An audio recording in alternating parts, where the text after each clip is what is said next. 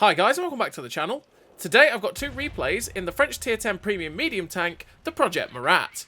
Now, if you do like the video, as always, don't forget to like and subscribe down below, as it does really help out the channel. And yes, the Projet Murat is the tank that, when I did the tank review, I said is a very, very good tank. But that's because it is. It's a very, very good tank. I just don't enjoy it. And it's true. I don't know what it is about this tank that I just don't like it. I just don't like playing it. I just don't find it fun.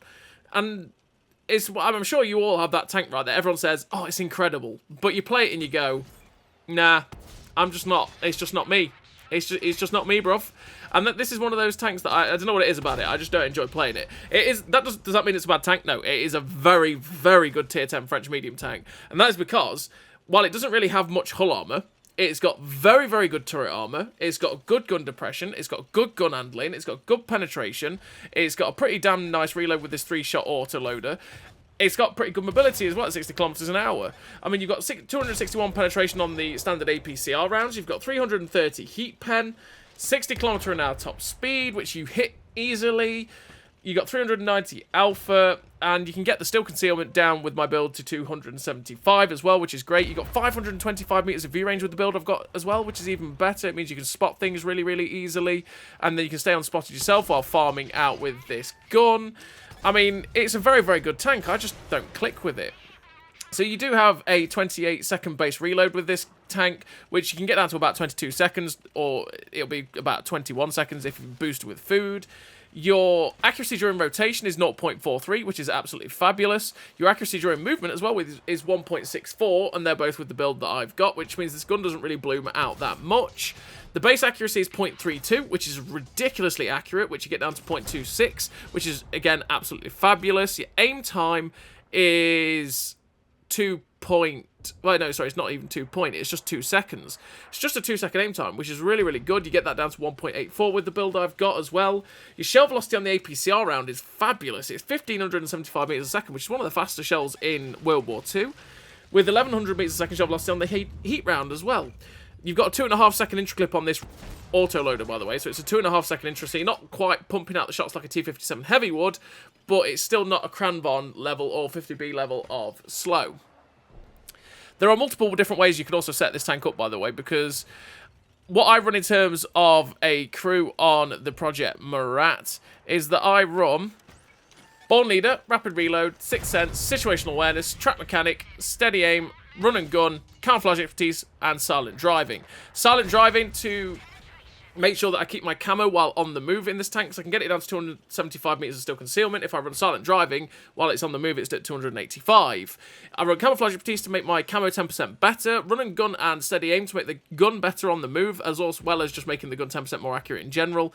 And then I take Track Mechanic because this thing does tend to get its tracks blown off very, very often, so I just want to make sure that I can keep the tracks back on, because it was getting a little bit frustrating, because I did run Muffled Shot for a wee while instead of the Track Mechanic, but I just kept getting the tracks blown off, so I'd repair and then it'd be instant tracked again. And then at tier 10 there's a lot of things that can perma track you, which is not a good time. But again, there's plenty of ways you can set it up. You could decide, okay, I don't really want to focus on the camo too much. You can take snapshot, rapid aim to make the turret traverse better, stuff like that. In terms of the equipment, I run the coated optics or the advanced optics, the gun stabilizer, and the camo net. Camo net to make the camo down to that 275 meters of still concealment, the gun stabilizer just to make this gun as phenomenal as it is, and the optics to be able to put my view range up to that 525 meters of view range, because you do have 410 base, which is very, very good. Naturally, this tank you could quite easily take vents instead of optics, because you'd still get a very, very good view range out of it without the optics. And you could run vents to make everything better about the tank. You could quite easily, if you wanted to not bother about the camo, you could drop the camo net and run the traction system, because you would go at 66 kilometers an hour, you would hit that, and then you would be that little bit quicker, because you have a really good power to weight as well in this tank, which is about 28.57 horsepower per ton, which is really, really good, again, which means that if you do boost the top speed, you just will be able to hit that top speed, which is great. So, this first replay we're on Dragon's Ridge, which is a map that you do tend to end up killing yourself on if you're not careful, especially if you're on 350 or 4 hit points.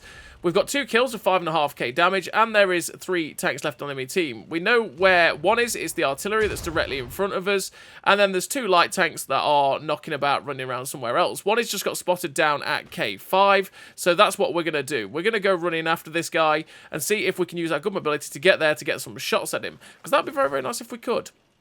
And obviously the Projet Murat is good for that. But we've got to be very careful though, naturally, because we also don't really have much hit points. So we are probably going to get killed if we're not careful, especially if it's a tank that's got 390 alpha or something like that. We do have a heavy tank and a medium tank that are closing the distance on that light tank though, which means that he's going to stay spotted. So we need to just get to a position on this little ridge to see if we can get the shots at him. We can actually see the 13105, so we get 1 shot snapped in. You can see even going from full speed, the gun was just ready to go instantly, and we managed to get 3 shots straight into that 13105 and shut him down. Now there's only 1 tank left on the enemy team. It is another light tank somewhere knocking around. We've got 2 guys in the cap, probably going to be 3 soon, or one thinks he probably is in the cap, maybe, I don't know. There's the last light tank on the enemy team. It is down in that corner at K9. We've got a light tank ourselves chasing after it, so the likelihood of me getting there to get some damage on it is very, very unlikely. It's a Sheridan that's 2-shot though, but there's only 5 seconds left on the cap timer, which means we're not going to get anywhere near it, and sadly enough, we do cap the base before anyone manages to kill the last tank alive. And we finished the game with a decent total there for the Projet Murat. We finished with the victory, 3 kills, 6.5k damage, 1,300 assistance. The high caliber, the sniper, the first class, 1,529 base XP. A pretty decent game there for the Murat on Dragon's Ridge. It kind of just showed off what the tank is all about. You can get those clips out, use the good mobility, use the good camo, use the good view range. You'll get some assistance. You'll be able to just keep snapping shots left, right, and centre, and you will have a pretty damn nice time with this Murat. So now we're on to the second replay, and the second replay we're here on this map, which is Highway, and on Highway what we're going to do is push under the bridge at E5, E6. It's a very, very aggressive play, but if you've got speed and a good gun, it's a very, very nice place to go in this map, because basically you completely cut off the A-B line, you stop that push if they decide to do it, and then you can spot all of the enemy team that might be camping on the hills along the 8-9 line, and then you'll get some juicy assistance. This is why you need the speed though, because you saw we took a hit straight away. You need the speed because if you're a little bit slower, you'll probably end up getting spotted, and then before you can get anywhere near to being underneath the bridge, you lose a lot of hit points, which is a bad time. But you can see we've got under this bridge, we've cut off this Barask, which we get 2 shots into, and he just manages to get himself safe. We've got 1 shell left in the clip, so we're going to see if we can get the shot snapped into the Bulldog, but sadly, we couldn't get that shot in. And this is where the bridge is nice, because we can then just retreat back behind the bridge, keep ourselves safe from the guys on the right. Most of our team is now in the corner at A1. Nobody's attacking along that way. We've just got to be careful of the possibility of the Barask or anything that might be hidden around the corner at A6 coming after us. But what I really want to do is get in, use the excellent 12 degrees of gun depression that this tank gets, which is absolutely phenomenal. Get up to the ridgeline and start spotting them. But this Bulldog starts coming after us, and it's like, well, Mr. Bulldog, that was a mistake, wasn't it? And we shut down the Bulldog. We're up to 1,300 damage with 1,800 assistance. We spot the other Murat that was on the ridgeline, try and slap a shot into his turret, but because the turret armor is so good on this tank, we were really going to struggle to penetrate that. We ended up spotting the Barask, though, as he was trying to escape. The VK452A in the distance managed to get the kill on it. And what we're now going to do is press over to this side of the ridge so that I can spot the guys that might be sitting at A5, A7, A8, sorry, that are near their cap, but I can also start shooting the people that are on the ridge over here, like this Tiger 2.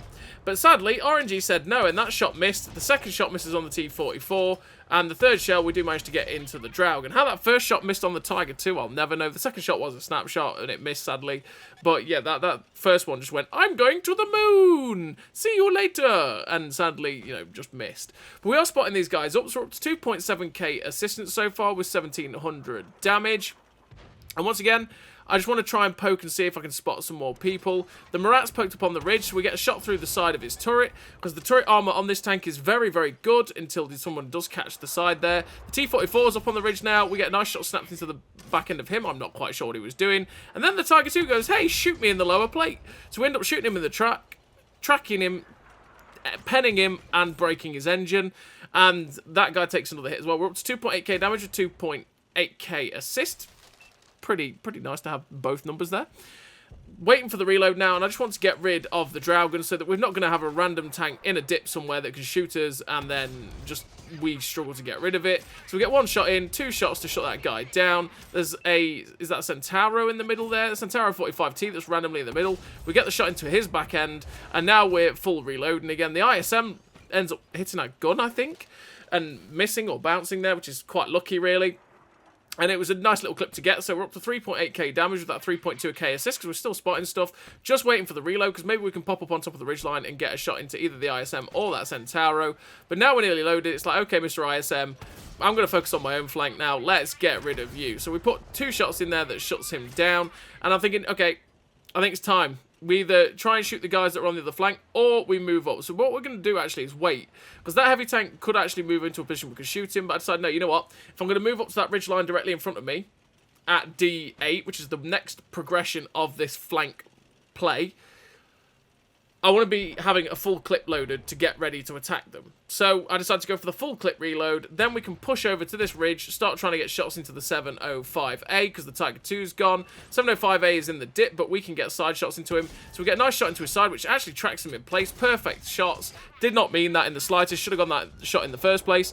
But we do manage to get all 3 shots into that Object 705A, putting him down to a 1-shot for our team and putting us on to 5,500 damage. There's 6 tanks left on the enemy team, and they have all done the thing which you really don't really want to do on Highway, and that is they've won the town, and they've progressed out of the town, which means that now we've won their base, we can get easy shots into their flank as they progress up towards our base.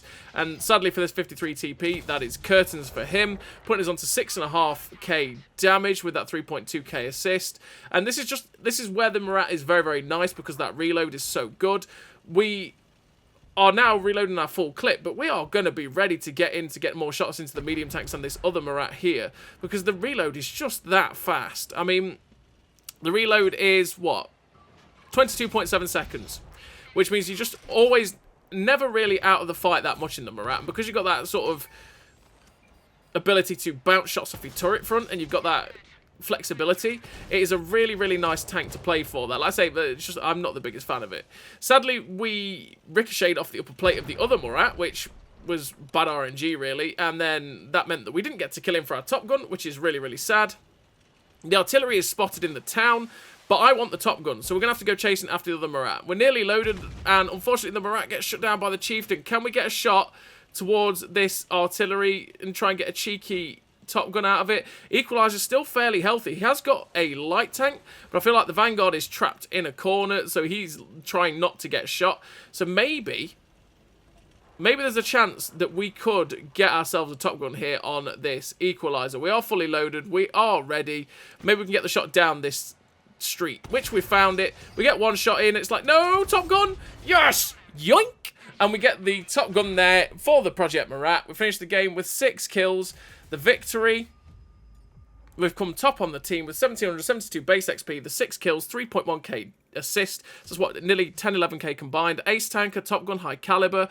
772 base XP. A really nice game there for the Project Murat, which is a really, really good tank at tier 10. It's just one that I just never clicked with. I just never really truly enjoyed it that much. But it is an absolutely solid vehicle to play. So as always, everybody, thank you very much for watching, and I'll see you next time.